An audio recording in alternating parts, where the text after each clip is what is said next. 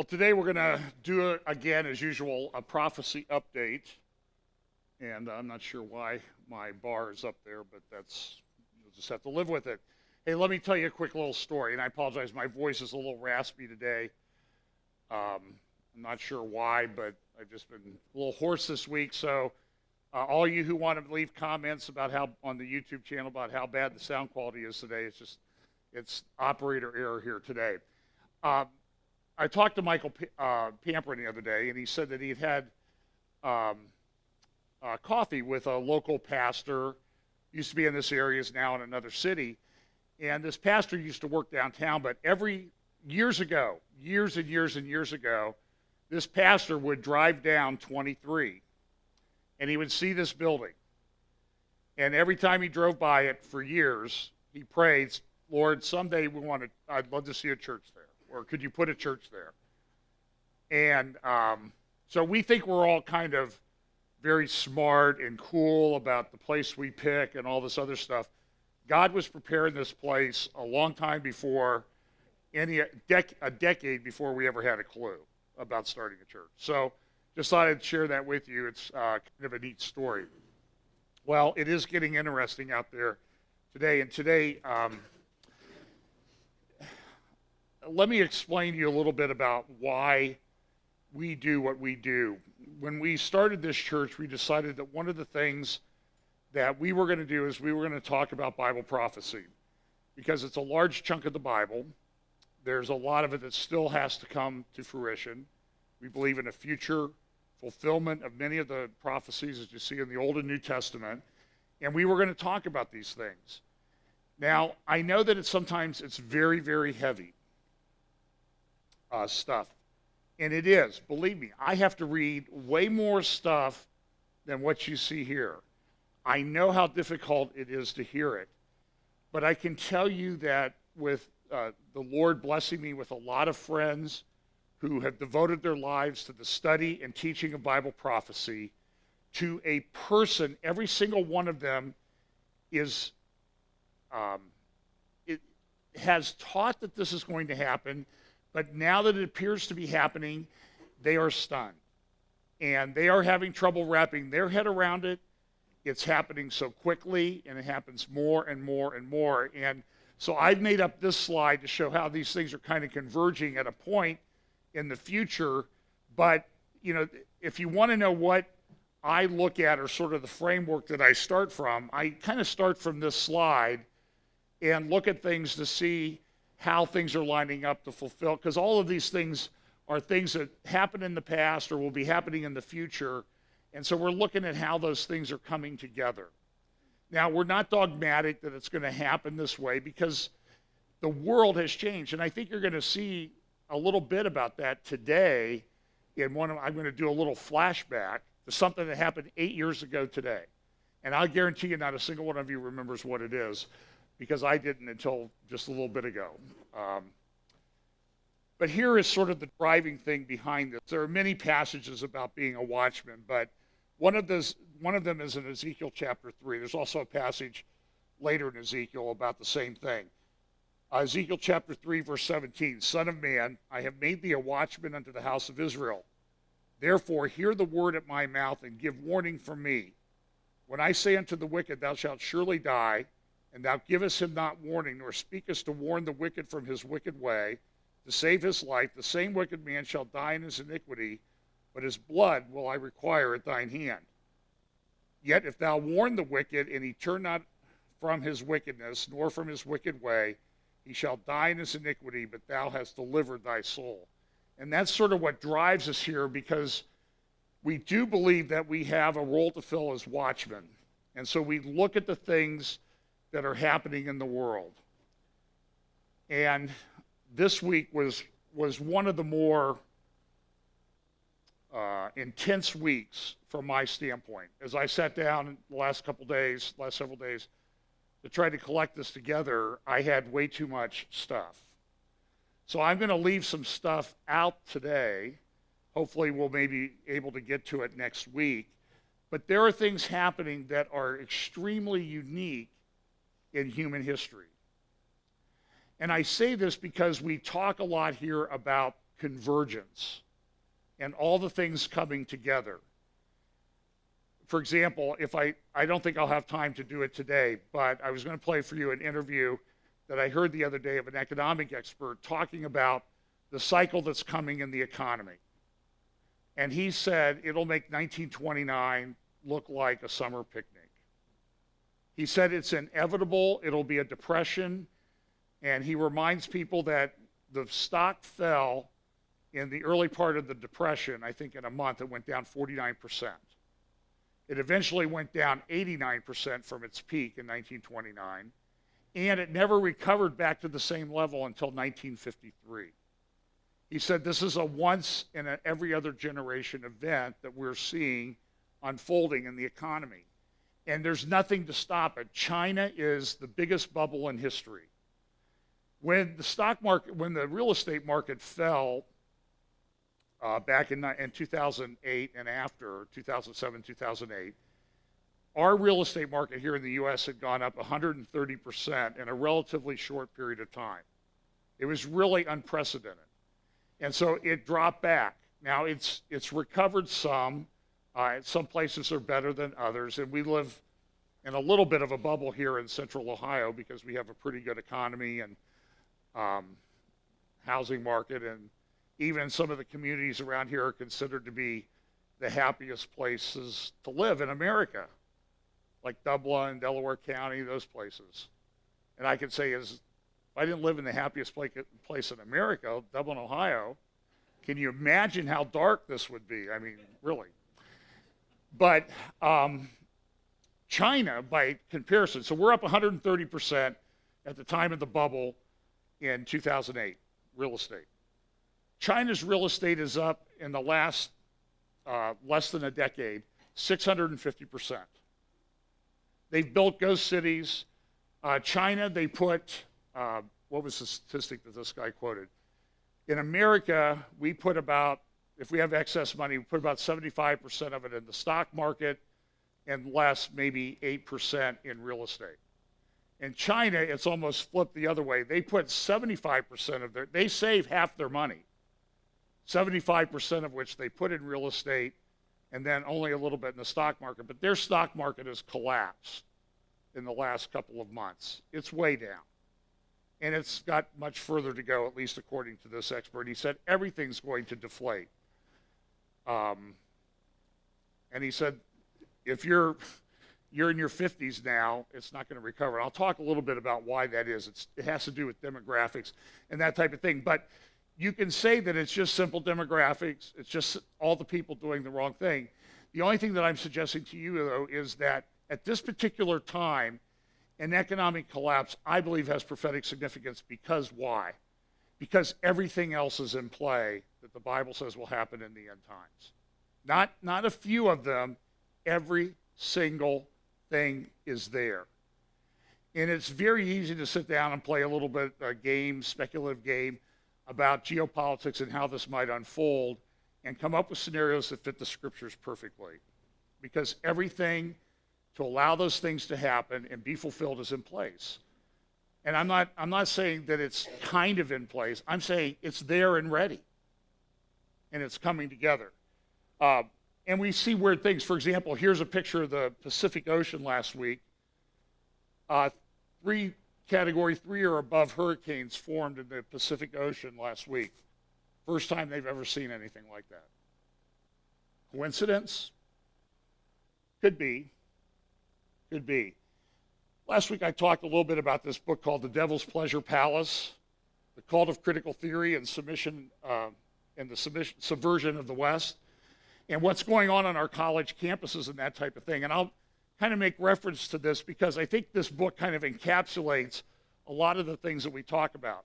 We see things going on in the realm of theology and teaching. When I talked about the conference last week, I sent out a bunch of links to people where the lady gave Deb Hirsch gave a talk based on her book, Redeeming Sex. And she said things in there. This is what you would consider to be a conservative, evangelical, even fundamental group, had her speak, and one of the conclusions in her talk was, hey, she's a former lesbian, by the way. She's played claims she got saved. I'm not here to judge her salvation or anything like that. I am judging what she said, though, in that talk. It is absolutely stunning. And why nobody ran screaming from the room when it happened, I have no idea. I have no idea. She said, we need to get over our idolatry of the nuclear family.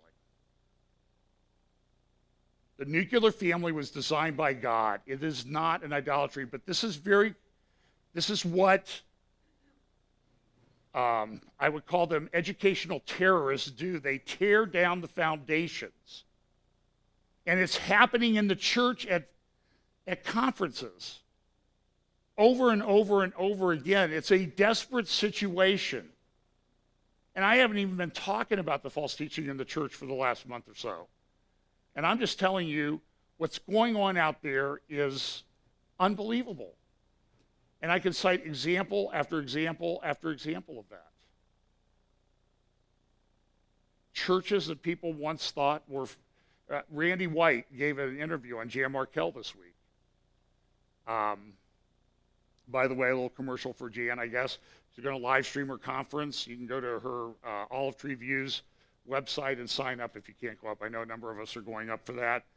And Brian's going to actually be handling the live stream part of that. So pray that everything goes well, especially for Brian, that everything goes well from a technical standpoint. He's back there shaking his head. You bet. But I like to see Brian sweat a little, so. But still pray about it so that goes well. And encourage your friends to go and sign up too and share the links on Facebook and whatever, because we'd like to see a really good attendance online. But this thing of tearing down the foundations permeates everything. Here's just one of the latest examples. At the University of Tennessee, you can't use he or she anymore. You have to use Z and Z to promote, to promote inclusivity. And you can see the way they've done the symbol for their bathrooms. It says, proposal is met with a mixture of praise and criticism. A mixture of praise and criticism, everybody ought to say, that's the stupidest thing I ever heard of. Okay, amen. Somebody said that. It's complete lack of common sense. It doesn't make any sense. With that in mind, we see this happening in the rule of law. Now, there was a lawsuit filed about a month ago in Tennessee, the Eastern District of Kentucky. It was assigned to Judge David Budding. He was appointed by Bush, I think Bush 43. His father was Jim Bunning. If you're a baseball fan, you'll remember him. Pitched a couple no-hitters in his career, played for the Phillies and I think the Tigers, and served as a senator for about 18 years or so from the state of Kentucky. And of course, amazing how his son might have actually gotten appointed to a federal judgeship. I just don't know how that happens. I guess it's just one of those unexplained miracles of life that a son of a senator gets a lifetime appointment to a district court judge job. But he's a Republican, okay? And he issued an order the other day. You know the story about Kim Davis, the clerk down there that's refusing to sign any marriage certificates, not just this. And so the order came down, and she said, I'm not going to do it because it violates my Christian faith. Now look, sidebar comment. That's what lawyers say, sidebar. When you've seen the lawyers, they go up and they talk to the judge, and sometimes it's profound, okay? But sometimes I remember one judge, I won't name who it is, we went up there and he goes, you going to be very much longer, Mr. Haller? Because I must have ate something last night and I really need to take a break right now, if you know what I mean. I said, well, why don't we take a break right now? Because I'm going to be for a long time and I can see that you're not going to be able to. So that's what happens at sidebar conferences sometimes. So I know I'm shattering the myth and the illusion and all that.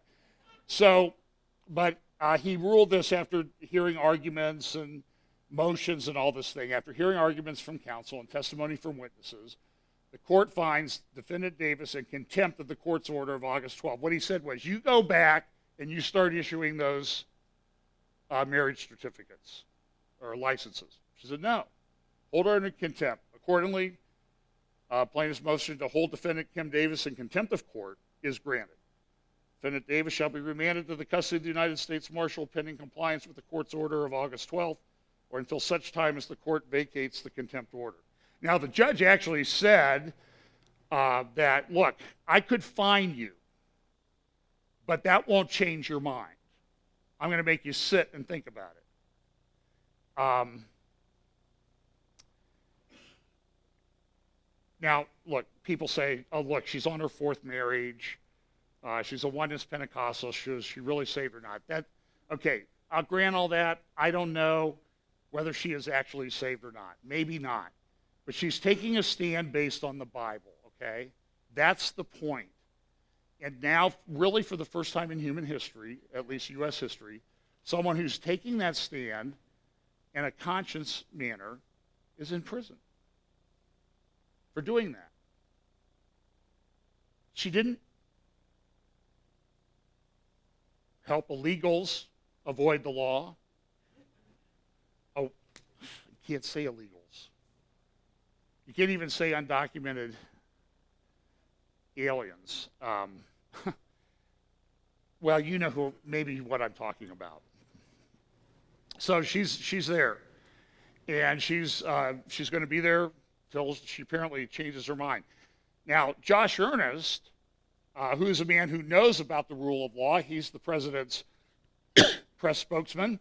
He was asked a question at a news conference, his press briefing the other day, about what he thought about it, and this is what he had to say. The success of our democracy depends on the rule of law, and there is no public official that is above the rule of law. Certainly not the President of the United States, but neither is the Rowan County clerk. That's a principle that is enshrined in our Constitution and in our democracy, and it's one that obviously the courts are seeking to uphold. So, right, the president respects the rule of law, right? His law. That's right. Hillary's running free, and this gal who's taking a stand on the Bible is in prison. Now, look, I've seen all the arguments, mainly from millennials, saying, oh, she's just in it for the money. Really? Okay? So here's a little interview with Megyn Kelly and Ted Cruz, who I thought had some of the more appropriate comments. Now to a developing story in Salem. Tonight, a Marion County judge is under state investigation. Actually, that's the wrong one. This is what else is happening in Oregon about a judge who, in the Oregon law, doesn't require judges to perform marriages. He was, but he said he's not going to do it because of the gay marriage thing. But he had a couple in the pipeline, so to speak, so he went ahead and did those marriages. So now this is what's happening in Oregon. Well, what happened today is an out. Yeah, I'm going to get this right. Okay, here we go, Oregon. Now to a developing story in Salem. Tonight, a Marion County judge is under state investigation after refusing to perform same-sex weddings, even though in Oregon, judges don't have to perform weddings of any type at all. It's just the latest in a series of legal battles across the country. But as we're learning, this one is a bit unusual. KGW's Catherine Cook is just back from Salem tonight. Catherine? Laura, legal experts say the problem here isn't simply that the judge refused to perform same-sex marriages. It's that for a time, the judge performed weddings for straight couples only. Now, he is claiming religious freedom. The state judicial ethics board is taking a closer look. Roses bloom outside the Marion County Courthouse, where judges have presided over hundreds of weddings. But now, one Marion County judge is facing an ethics investigation after refusing to perform same-sex marriages. According to his spokesperson, Judge Vance Day's religious beliefs prevented him from marrying same-sex couples. He would ask his staff to let same-sex couples know that, then refer them to Marion County judges who would perform the ceremony. The thorn of the matter, say legal experts, is that at the same time, Judge Vance would preside over weddings for heterosexual couples. I think it certainly raises questions about his impartiality, especially as it pertains to people who identify as LGBT. Matt Dos Santos is legal director of ACLU Oregon. This guy is a moron, and he's a lying fool, okay? You can quote me on that. This is stunning that a judge is under ethics investigation for doing this. Now, in our ethics code, at least for lawyers, we don't have to take cases if we can't zealously represent a client. But I'm telling you, this is going to change. Mark my words. And so all you people say, well, she should just resign, she should just get out. Listen, they're coming for every one of us, and they're going to make it difficult for every one of us to have any job anywhere. Mark my words. This really is a culture war. Okay? Oh, John, you're just over. Okay, look, I'm telling you, I've done my Watchmen thing. I've warned you. You don't pay attention to it. It's on your head now. I'm done. Okay? Watch out. Be careful, because they're changing it. I see this happening in major corporations, where people tell me they're getting indoctrinated about how they have to support the gay agenda. And their conscience and religious beliefs have nothing to do about it. And so people are wondering, I'm going to have to resign from my job. I can't go along with this. That man has no proof that that judge is impartial, not impartial. None. He would think, though, that Anthony Kennedy, the great Supreme Court justice, who decides on his own to overturn sodomy laws and now all the laws about marriage, tearing down the foundations. Remember what I said. Watch for it. You're going to see it permeate our culture like you wouldn't believe in the days, weeks, months, years, however long we have left of this. It's not going to change. Fight it, resist it, stand up against it, but know that it's not going to change. Now, finally, Ted Cruz and some of his comments. This judge likely will be removed from the bench. That's my prediction. Well, what happened today is an outrage. It is fundamentally wrong. For the first time, we're seeing a Christian woman thrown in jail for standing up for her faith. I'll tell you, I stand with Kim Davis, unequivocally. I stand with her and anyone else that the government is trying to persecute for standing up for their faith. This is fundamentally wrong, and it's inconsistent with the First Amendment of the Constitution. We are a nation that was formed by people fleeing religious oppression and coming to seek a land where we could worship free of the government getting in the way. And it is stunning what is happening here. Here's what the I other would side also says. point I'm out, sorry, Meg. I apologize. Yeah. You're done. Go ahead. Go ahead. The other side says that... Well, I was going to... Sorry, our satellite delay. So the other side says that she can exercise her faith, but she shouldn't be in this role. Her job is to issue marriage licenses, so it's an impossibility. She can't just not issue them now that they're legal. Well, but that's fundamentally wrong. The consequence of that statement, that standard, is that Christians can't hold public office, or if they do, they must be willing to violate their faith or go to jail. That is not America. That is not how this country works. And let me point out to all the politicians, both Democrats and Republicans, who are tut-tutting that if Ms. Davis doesn't want to follow this lawless judicial decree from the Supreme Court, that she should resign her office. Well, where have those voices been calling for the mayor of San Francisco to resign, who has declared San Francisco a sanctuary city, defying immigration laws? American citizens have been murdered by violent criminal illegal aliens because of the mayor's violation of the law. Or where are those voices calling for President Obama to resign? For 6.5 years, he has defied the law, immigration law. He has defied welfare reform laws. He's even defied his own Obamacare. When the mayor of San Francisco and President Obama resign, then we can talk about Kim Davis. Well, and yet all the it's been interesting because the White House came out. And he's exactly right. The Attorney General never defended DOMA, Attorney General Eric Holder. They don't. Even the immigration laws that are enacted, they won't enforce. And listen, their defense, you want to boil it down? If Kim Davis is doing it because of her conscience, Barack Obama is her religious beliefs, Barack Obama and Eric Holder and the whole other rest of the bunch of them, the Board of Supervisors in San Francisco, Gavin Newsom, all those guys, they're doing it because of their religious beliefs too. Their religion is leftism, and it is one of the most powerful religions on the planet.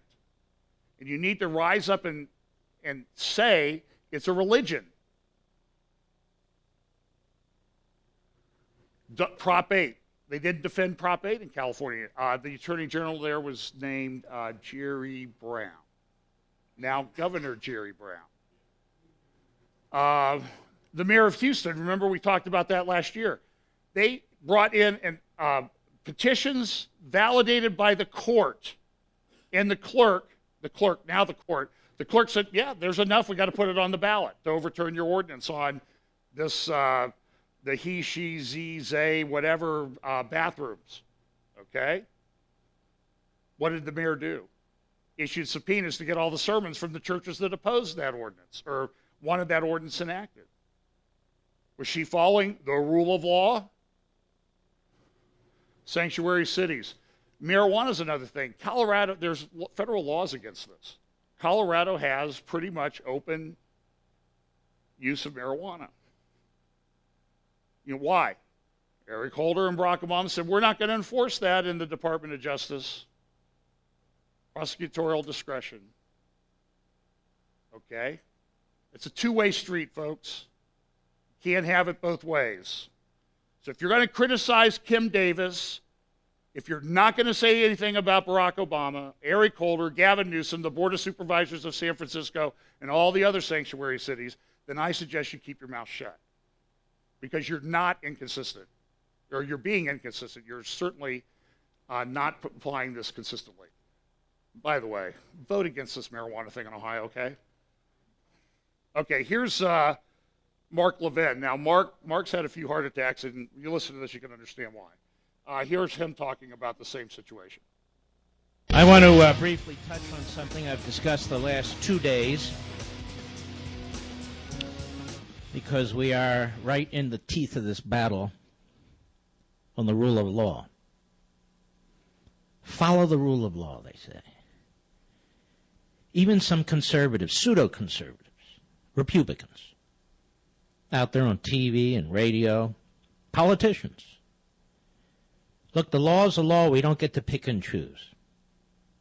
Really, we don't get to pick and choose. This is the theme I began a few days ago, and I want to continue it. I mentioned the other day sanctuary cities. Mayors and governors violating federal immigration law. Mayors and governors giving safe haven to felons because they're illegal aliens. Have any of them been thrown in prison? Any court orders against them?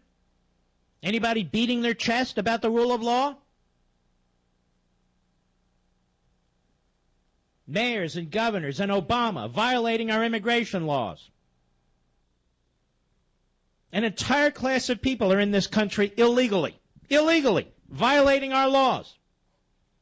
Yet we're not even allowed to call them illegal aliens because, you know, people aren't illegal. People aren't illegal.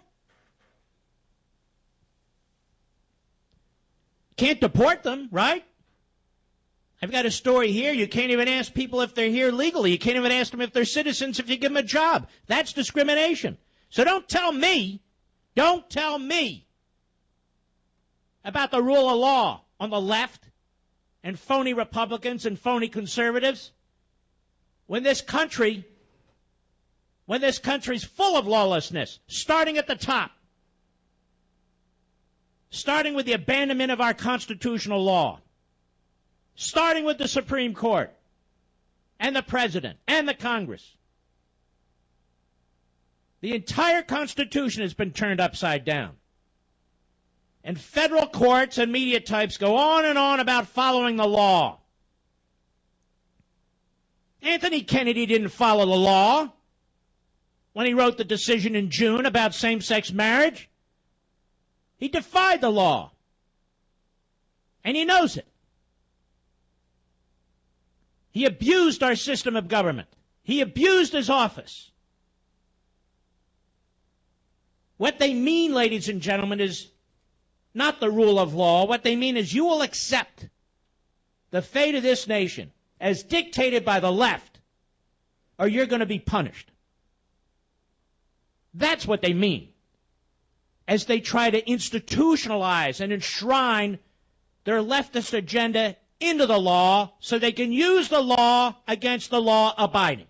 Meanwhile, the Tea Party movement, without a hint of lawlessness, without a hint of violence, without a hint of racism, is portrayed as dangerous, potentially violent, and racist. This has nothing to do with the rule of law. Just because a court issues an opinion doesn't make it lawful.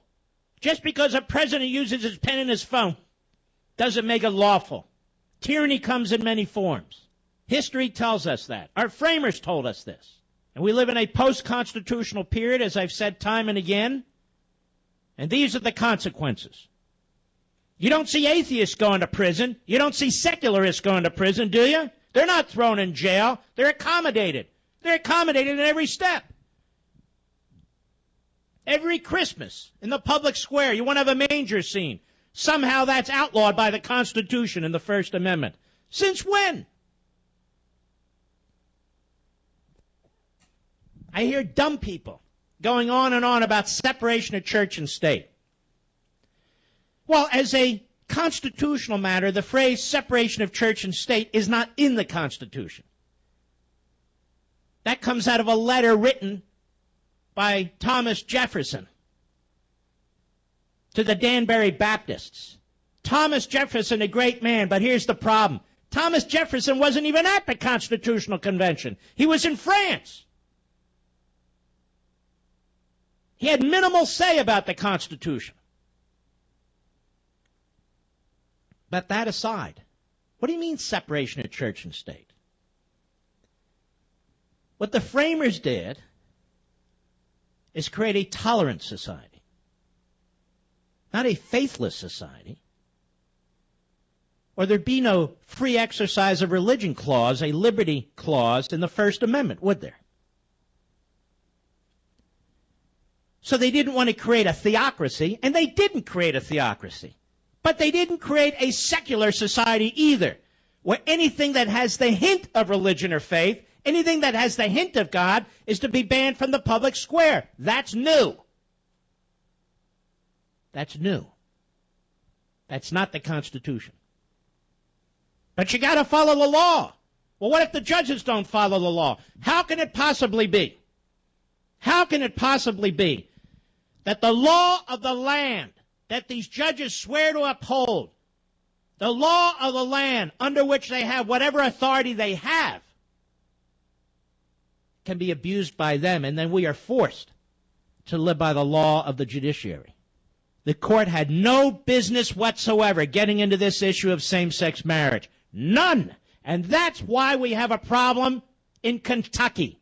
Not because of the lady in Kentucky, but because of Justice Kennedy and the 4 other justices. That's why we have a problem in Kentucky. Not because of the federal Constitution, not because of any state constitution, but because of 5 justices who acted outside the law, who violated the law. And now we have people saying, follow the rule of law. Really? What they really mean is follow the rule of Anthony Kennedy. And of course, the lower courts are going to enforce this. That's an entire branch of the federal government, the judiciary. We had a lawful court order. She wouldn't abide by it. Oh, and she's a public official. She should have resigned or be impeached. Why is that? Because she won't follow the rule of law. Well, then Anthony Kennedy should resign or be impeached. And why is it when it comes to Barack Obama, the most lawless president in American history? In so many ways, it's hard to even keep track. Why isn't the rule of law enforced against him?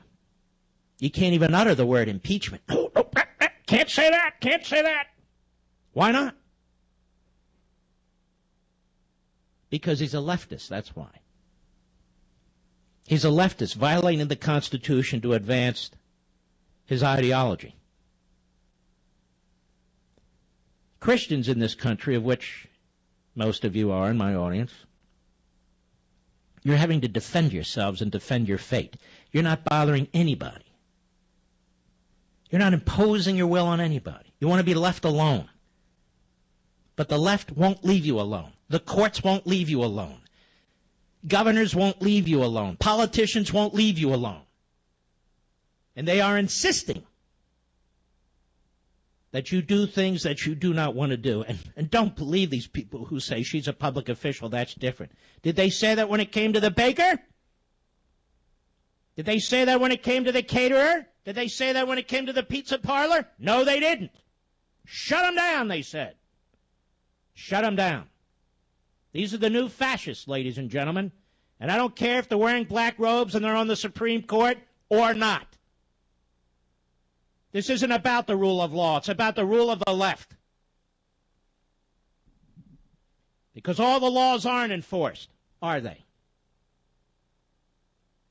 Look at our borders. Look at Obama with his fiats. Look at Obama going around changing the names of mountains in every way possible.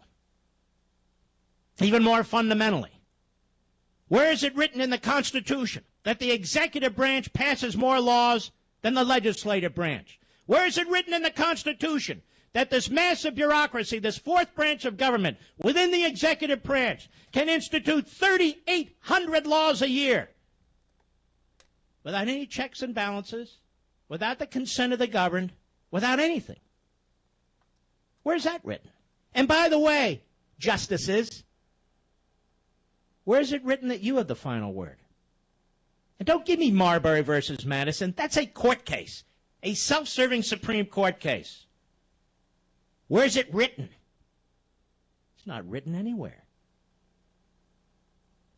Which makes the abuse by Kennedy and the other four even more egregious. Having seized power, not to be an independent branch of government, but to be the supreme branch of government of what were to be co-equal branches. The court now exercises power recklessly. And what the court did in June, 5 justices, was reckless.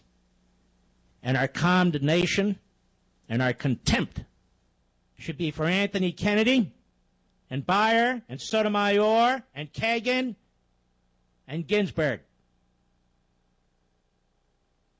Follow the rule of law, Mark. Follow the rule of law. Well, then they should be impeached.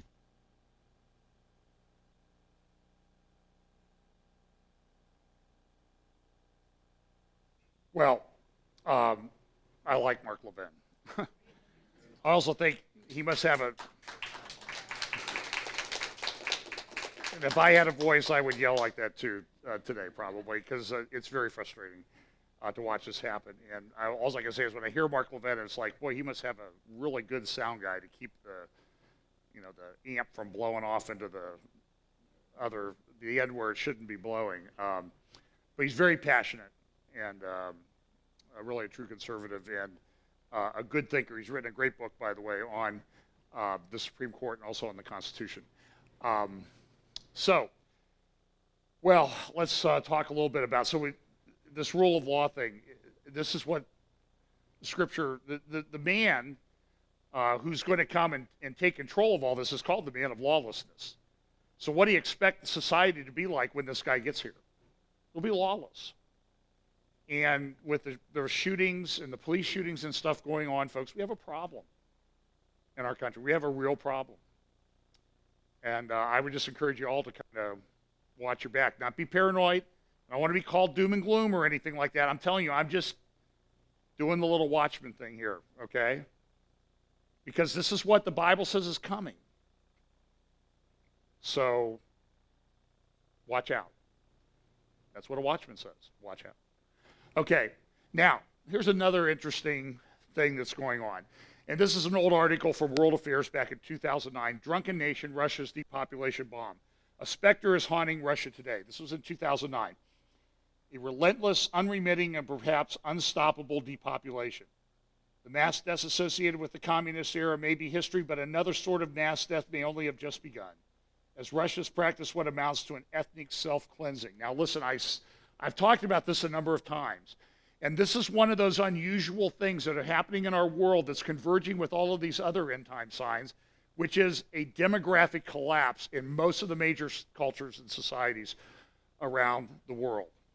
So this article back in 2009 was one of the first that I read that kind of got me interested in it. Mark Stein came out with a great book called After America, where he talked a little bit more about it.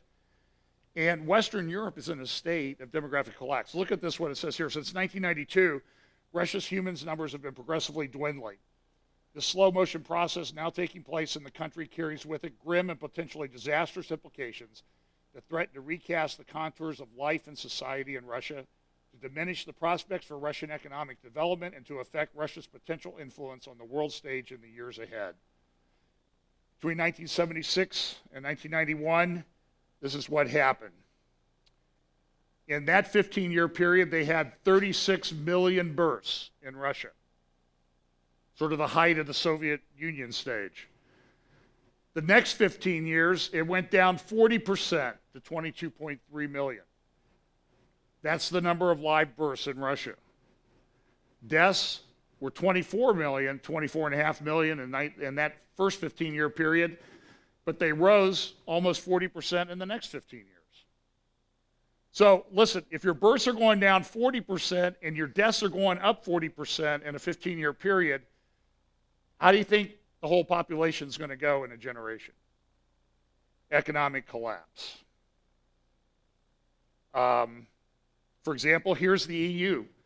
In 1960, the EU had 13% of the world population. Today, it has 7%.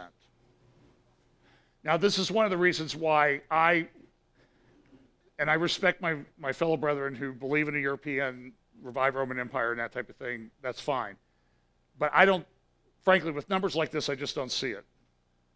Unless it's a long, long, long, long time until the Lord comes back. Germany is in a state of economic or demographic collapse.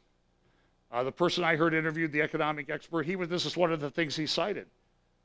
You have your peak spending comes when you're about, it used to be 44, then it was 46 for my generation, then 48, because when you get older, you got all the stuff you need, right, pretty much. And you don't know how long you're going to live, so you get careful with your money so you don't spend it wildly. When you don't spend money, it affects the economy. When you have more old people, you have less economic activity. You have less economic activity, what do you have? Less jobs, less prospects. But you need the money from the people who are paying taxes. This is unprecedented in human history. This has never happened in all of human history. China, I remember the thing I showed you from The Economist last year of China and India, which are having a demographic collapse in females in their cultures. China because of the one child policy, one world policy also, but one child policy, and India because they prefer females. And so because of sex selection techniques with people that you can do now, you can tell what the sex of the baby is, you don't like it, abort. So now we're on the verge of China and Russia, or China and India, having 200 million or more males with no prospect of a female wife. That's setting up for war. By the way, does the 200 million number sound vaguely familiar to those of you who've studied Bible prophecy in Revelation? It's interesting that that's what the number is, roughly, or soon to be. Just saying. So Germany's in this state of decline. Here's another chart that shows how the age distribution in different populations between male and female. And I have a video. I don't have time to play it before, or play it right now. It used to be that populations were a pyramid. You had the most populous of your age categories was the little babies and young kids. And then less, then less, then less, and less, until you got up to the place where, it was a generation ago, there were only like 100,000 people over 90. Now I'm seeing statistics, I think that there'll be like 50 million over 90 pretty soon. And that's fine. May we all live long and prosper, okay? Especially those of us in our 60s now. But it has an economic impact.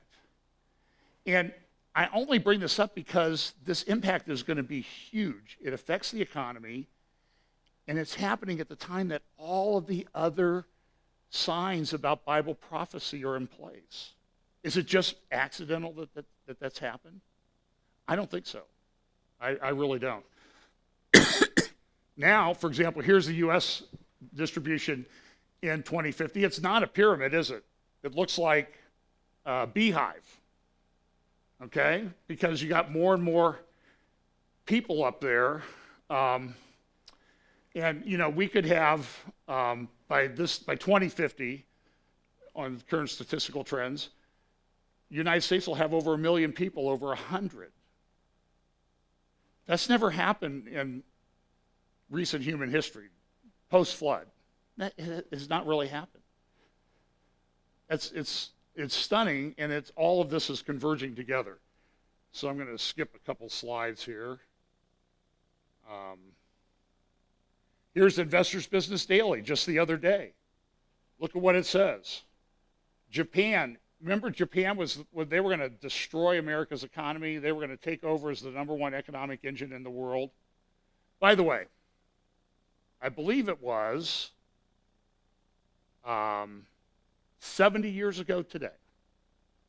Tokyo Harbor, the USS Missouri, General Douglas MacArthur, head of the Allied Command, Admiral Nimitz and Halsey accepted the surrender of the Japanese premier and emperor. Stunning thing. End of one of the great wars of history, maybe the greatest war of history. Japan is doomed by data and demographics. This is Carl Weinberg, chief economist for high frequency economics. Demand falls faster than supply when you have a shrinking population. Deflation has an effect that no policy can address. In our lifetimes, all we've ever seen is growing economies. Now we see it working backwards. Abenomics, that's named after the head of Japan, is futile. Japan population has edged lower in recent years to 127 million as of the end of 2014, but it's expected to tumble to 95 million in 2050, with seniors an ever higher share. And I've seen comments that they sell more adult diapers than child diapers in Japan. That has a huge economic impact. Japan's been moribund for 25 years in their economy. It's not going to get better. China is aging the same way. India is aging the same way. Germany is collapsing. And I have this video, but I do not have time to play it, about the thing. And this economic collapse, this demographic collapse, is going to be exacerbated by one thing going on right now. It's going to be accelerated. And it's what we saw all in the news this week, the refugee crisis of Middle Eastern populations moving to Germany. Of course, the stunning picture of the young 3-year-old boy who washed up on the shore in Turkey, or Greece, I forget where it was, buried. He was, his mother and sister died as well. I saw a video of the father at the funeral. That had sort of a stunning impact. The newspapers around the world, front page all week, Exodus, refugee trail of tears through Europe. The New York Times, The Guardian. A lot of things about what are we going to do about this? Osborne in England saying we hints at military strikes in Syria to stem the exodus. Guy in I think this is in The Guardian today or yesterday, 10 ways to solve the refugee crisis. Now listen, this is a young guy and he's very naive. I won't go into all of his 10 ways, but just because I don't have the time. Here's the New York Times talking about the great migration that's taking place. They come across the ocean to Greece, to the islands, mainly Lesbos, and then into Greece, through Macedonia, through Hungary, through Serbia, up into, they're trying to get to Germany and other Western European countries. Austria and Germany have opened their borders. The Labor Party leader in Israel's even calling for them to absorb Syrian refugees. And of course, never to be without being an opportunist, took time from the building of his $13 million home, Mahmoud Abbas, let the Palestinian refugees move to Gaza and the West Bank. One of the masterminds of something that happened 43 years ago. The Munich massacre of Israeli athletes and coaches at the Munich Olympics. That happened 43 years ago this week. Remember Jim McKay?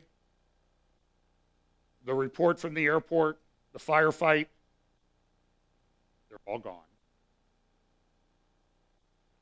Mahmoud Abbas isn't, he's building a $13 million home. And now he says, hey, you know what? Why don't we let the Palestinian refugees all over the Middle East already have been for decades, as political pawns like the Palestinians. He said, let's bring them back to the West Bank and Gaza. That'll work, right? So here's a picture. This is just a little video of what's going on the island of Lesbos. You see the really thousands of people there in the port demanding that they be put on boats to be taken other places. You see them in Hungary. They're got out of the ones that made it to Hungary were trapped in a train station. They wanted to put them in camps. The leader of Hungary said, hey, this is a German problem. Okay, it's Germany's fault. It's their problem. And so this massive migration, 100,000 people, just tens of thousands of people in transit. And then once they got them to the port,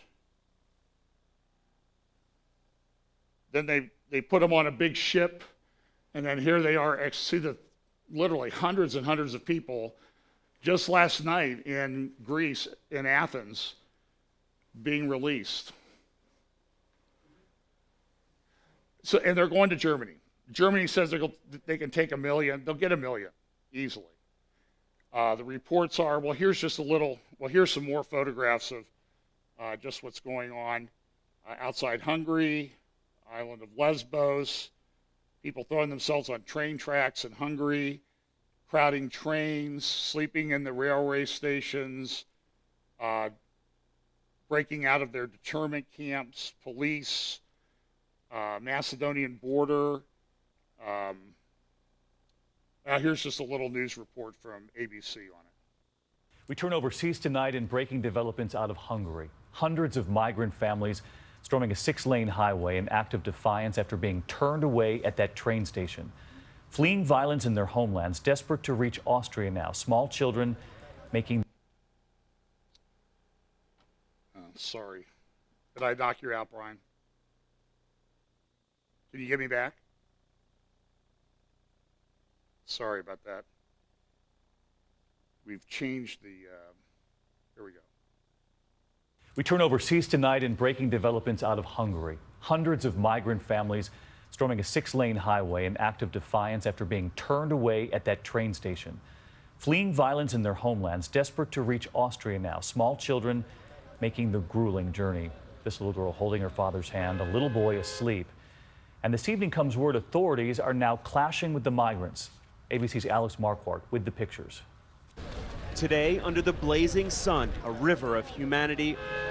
Parents pushing their children in shopping carts, carrying them on their shoulders. Some in wheelchairs, others on crutches. They left this morning from Hungary's main train station, where they've been stranded for days. Authorities have prevented trains from leaving, sending some of the refugees off to camps. Armed guards in riot gear trying to contain them. So these hundreds of others set off on foot for a 150-mile trek to Austria, most hoping they'll be able to pass into Germany, which has promised to take them in. Along this entire march, the only food and water that the refugees have been able to count on are donations from local Hungarians, and you can see that this scene is so emotional for many of them that they're crying. This march so grueling. A man here carrying a small baby girl. She's sick? Yeah, sick. Every few miles, a break. Hundreds sitting by the side of the road. Where will you sleep? In the woods. In the woods. Even as these people try to leave Hungary, today more families coming in, crossing the border, searching for a new life. And David, the Hungarian government announced late tonight that it will be sending up to 100 buses to take these refugees to the border. You can see some of those buses right here behind me. But these refugees don't trust the government, many here suspecting they may instead be taken to camps. David? Why are we seeing this uptick? I think uptick is almost... This is an interview on PBS. I'll just play a quick thing of this and then I've got to move on. too small a word to describe this flood of migrants. Well, you know, we are seeing an uptick. It's on pace to double from the number who entered Europe a year ago. But we really need to remember that this is a small tip of a very large global crisis where we're seeing 60 million people displaced from their homes over this past year. This is the largest ever. And you have people who are giving up hope. They are living in conditions of repression, poverty, conflict that isn't ending, and they are seeking a better life at great cost, at great danger for themselves and their families. That 60 million is people who have been specifically displaced from their homes and are still either internally displaced or are already refugees. And the word is there's millions, maybe tens of millions behind them. Now listen, if Germany is going to collapse in 8 years demographically, do you think that the clock on that just got accelerated quite a bit by all these people coming in? So what's going to happen to Europe? It's, again, a refugee crisis unmatched in human history right now as we sit here. When all the other stuff, the economy, all the other stuff is going on.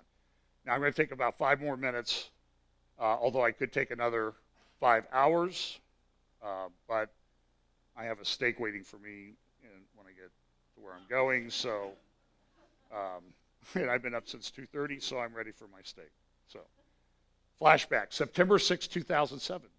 8 years ago today, the Syrian army's air defenses fired September 6 on an Israeli Air Force warplane that entered Syrian airspace and dropped ammunition, the official Syrian news agency reported.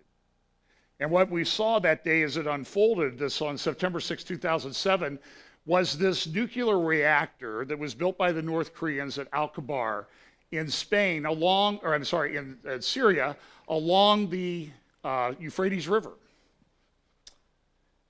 In Syria along the Euphrates River. Remember that. Reactors, support structures. They even shows this video, very well done with the graphics, shows how they pump water up there. They even designed the building that's there. You'll see in a moment. It was designed to look like the ancient Byzantine fortresses that were scattered around Syria. It was camouflaged. And so here you see the pump house at the Euphrates River so they can pump water, because you need a lot of water when you have a nuclear reactor. They even had good intelligence that when you stripped away the fake cover that they had built around this thing, that it looked exactly like the core of a North Korean facility. And so in 2007, Israel, my understanding is 2 planes flew up the coast, the Mediterranean coast, to southern Turkey, came across Turkey, dropped they had to use extra fuel tanks, dropped their external fuel tanks, went down and bombed them. Now, the report that I've heard is that, from someone who talked to one of the pilots, is that they don't know what they hit, but it was like they barely escaped with their lives when the Israeli pilot said, because the explosion there was so massive, and you can see there's pictures of it all over the news of what it looked like on August 10th, 2007, and what it looked like on October 24th, 2007. It was all gone. And then you go to January 11th, and they've built something else there. And so it is in Syria along, right here along the Euphrates River, right about here, Al-Kabar. And Jerusalem Post has a good editorial the other day called "How Israel Prevented the Islamic State from Going Nuclear." And I see that my slides are... Now, why would he say that? Well, when you look at the map of the Islamic State, you see that the Islamic State area of control in Syria is right along the Euphrates River. And how great would it be to have ISIS, the Islamic State, in control of a nuclear facility now? You think that would have been a good thing? So did Russia do a good thing for, or sorry, did Israel do a good thing for humanity back in 8 years ago today? Really, I've heard that Israel can jam any radar. Syria just installed the most advanced Russian radar warning system. They never fired a shot at the planes because they were blind. They jammed the radar, however they did it. Now, I say this because there's a lot of question right now about what will Israel attack Iraq and how will they do it? Iran, I'm sorry. They did the Iraq nuclear reactor back in 1981.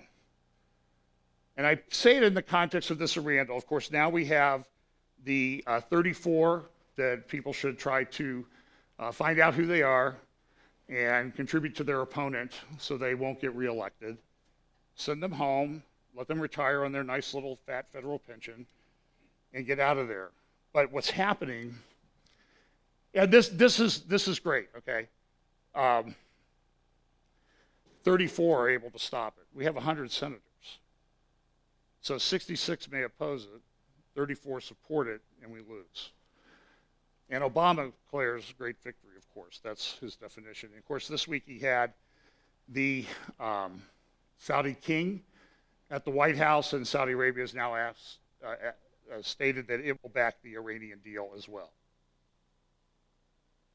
That was, you don't see the money bags, you know, and the defense equipment that went along back with the king, but it's their Gwen Ifill, who you saw in the PBS interview. She tweeted, "Take that, Bibi." She was retweeting what the White House Iran deal Twitter account had put out. Remember the bomb that chart that Netanyahu used at the UN a few years back? That's what he said. In an act of extreme mercy, I'm going to skip over this audio. Essentially, he says at the end of this, there is no other alternative to this deal. Now look, 81, Israel took out the Iraqi reactor at Usirik. 8 years ago today, they took out the Syrian reactor at Al-Kabar. Has Syria rebuilt a nuclear reactor? They may have, but not that anybody knows about. Iraq hasn't. So do you think it's maybe an alternative that Israel could take out the Iranian things? That's impossible. Do you think it might work? Worked for 8 years in Syria. And it's kept it away from a pretty nasty bunch of guys. But what's happened now is, with the Iran deal, is that Netanyahu has really no room. That Israel is more isolated than ever. And their back's against the wall. Interestingly enough, you know, Obama didn't want to send it to Congress to get it approved, but the Ayatollah Khamenei, he's going to send it to the parliament in Iran for its approval. Caroline Glick said this: a glorious defeat is what she called it. Sometimes you have to fight battles you cannot win because fighting, regardless of the outcome, advances a larger cause.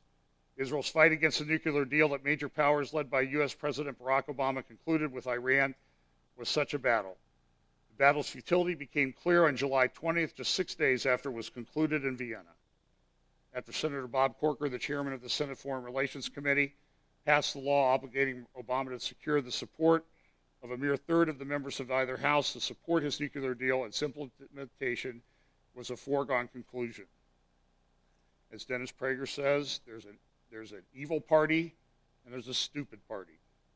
Corker belongs to the stupid party. The U.S. Constitution gives sole power to approve international treaties to the Senate and requires a minimum of 2/3 approval for a passage. Corker turned the Constitution on its head when he came forward with his bill, Far from curbing Obama's executive overreach, Corker gave Obama unprecedented power to enact his radical, reckless nuclear agenda. Over the past 7 years, Washington has sent a steady stream of senior officials to oversee joint Israeli-American efforts regarding Iran. It is now obvious that this unprecedented cooperation was never aimed at strengthening Israel against Iran. Rather, its aim has been to erode the government's power to make independent decisions regarding Iran's nuclear installations. She turns to Netanyahu. By making his opposition public, Netanyahu alerted the nation to the dangers. The top commanders can no longer pretend that the U.S. security guarantees are credible. Now they will be forced to kick their psychological addiction to worthless American security guarantees, accept reality, and act accordingly, better 8 years later than never. So I really love Caroline Glick. I'm going to give you one more story because I think it's important, because there's a lot of things going on at the UN this year. Pope's coming. There's an agenda, I'll probably talk about it in one, the 2030 agenda, where they're proposing to essentially take over every aspect of human life on the planet by the UN. They've done a really great job so far, but we're going to give them even more. But I'm just saying this is what the world powers really want to do right now. With all the other stuff going on, now they're talking about controlling everything. That sounds suspiciously like the scenario laid out in the scriptures is about what would happen in the end times. And it is, frankly, unprecedented. But then there was this one little report, it was in the Jerusalem Post, a UN report. Gaza may be uninhabitable by 2020. Now, are the people at the UN that made this report, are they crazy, whacked out Bible prophecy nuts like we are? No. Do you think they know about this? This is what it says in Zephaniah chapter 2. Gather yourselves together, yea, gather together, O nation not desired, before the decree bring forth, before the day passes the shave, before the fierce anger of the Lord come upon you, before the day of the Lord's anger come upon you. Seek ye the Lord, all ye meek of the earth, which have wrought his judgment. Seek righteousness, seek meekness. It may be ye shall be hid in the day of the Lord's anger. Actually, for us, that's not bad advice these days. Seek righteousness and seek meekness. But then it says this, for Gaza shall be forsaken, and Ashkelon a desolation. They shall drive out Ashdod at the noonday, and Ekron shall be rooted up. This is all in the area of Gaza. Woe unto the inhabitants of the seacoast, the nation of the Cherites. The word of the Lord is against you, O Canaan, O the land of the Philistines. I will even destroy thee, that there shall be no inhabitant. And the seacoast shall be dwellings and cottages for shepherds, and folds for flocks, and the coast shall be for the remnant of the house of Judah. They shall feed thereupon in the houses of Ashkelon. They shall lie down in the evening, for the Lord their God shall visit them and turn away their captivity. See, the UN doesn't know Bible prophecy, but they're acting it out. Why? God's in control. I don't even have time to talk about this. Russia and Syria.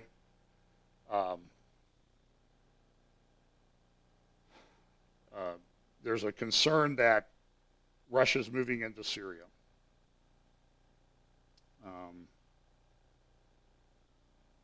It's stunning what's going on. Martin Endike, who is at the Brookings Institution now, says that Prime Minister Netanyahu lacks generosity.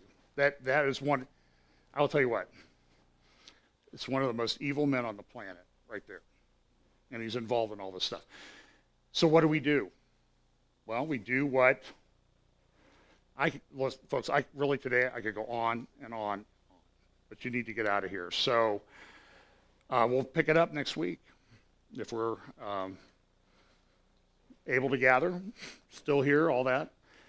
And but what do? Do what Zephaniah said. Seek righteousness and meekness. That's a key. Keep before the Lord. Because as I said last week, the point I was trying to make last week was, look, God is calling out his remnant. And he's going to, in his sovereignty, press us down so that we will be totally dependent on him to stand as faithful witnesses. I'm convinced that that is the plan. So don't like that pressing down part, but the end is really a glorious end. And Jesus will eventually be reigning in Jerusalem. So let's pray. Father, thanks again for loving us enough to give us the outline and the markers that we need to be looking for. Pray that you will bless us as we go this week and help us to keep in mind the admonition of Zephaniah to seek righteousness and meekness, and to not be driven by fear when we see all these things happening, but to be driven by the glorious hope that we have of your return and our rescue. Watch us as we go this week. In Jesus' name, amen.